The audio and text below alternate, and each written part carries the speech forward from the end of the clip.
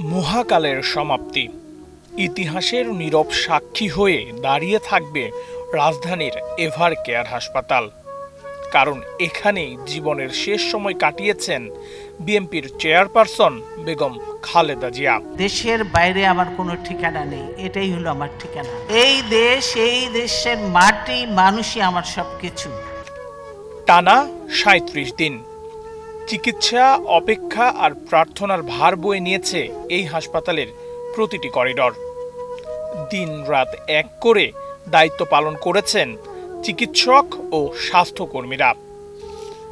আর হাসপাতালের বাহিরে সময়ের সঙ্গে পাল্লা দিয়ে জমে উঠেছিল নেতাকর্মী ও শুভাকাঙ্ক্ষীদের উৎকণ্ঠিত অপেক্ষা।